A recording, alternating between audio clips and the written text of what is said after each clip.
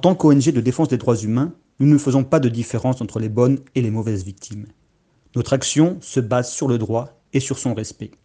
En la matière, nous resterons vigilants et appelons la justice burundaise à travailler de manière impartiale, libre et indépendante dans cette affaire. Pour nous, il est important que la justice burundaise ne s'arrête pas aux inculpations en l'état à l'encontre du général Bunyoni et veille à ce que vérité et justice soient apportées aux victimes de graves violations des droits humains commises par la police entre 2015 et 2020, période durant laquelle le général Bunyoni était en charge de superviser la police. Alors que ce général a été maintes fois cité dans des rapports relatifs aux graves violations des droits humains commises au Burundi depuis 2015, aucune charge relative à ces crimes relevant du droit international n'est mentionnée par la Chambre du Conseil de la Cour suprême.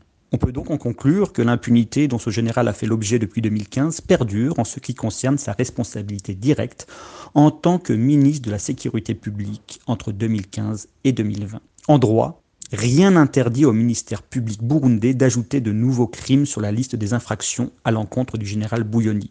Il s'agit pourtant d'une occasion idoine pour les autorités burundaises de répondre à leur obligation de rendre des comptes pour les violations graves des droits humains passées. Nombre de victimes depuis 2015 n'ont toujours pas accès à la justice et espèrent qu'avec l'arrestation du général Bunyoni, ce sera l'occasion de se pencher sur les crimes passés commis par la police entre 2015 et 2020, qui relevaient de la responsabilité directe du général Bunyoni, alors ministre de la Sécurité publique. Cela fait longtemps que les ONG de défense des droits humains burundaises comme internationales dénoncent la responsabilité directe du général Bunyoni dans les graves violations des droits humains commises par la police entre 2015 et 2020. Lorsque le général Bunyoni était ministre de la Sécurité publique, la police a tué, torturé et fait disparaître des opposants au gouvernement. Certains de ces faits ont été documentés par les ONG de défense des droits humains.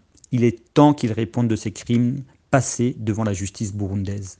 Tout cela doit se faire dans la transparence la plus totale et le respect des règles et principes juridiques de base à travers un procès équitable, sans aucune ingérence politique.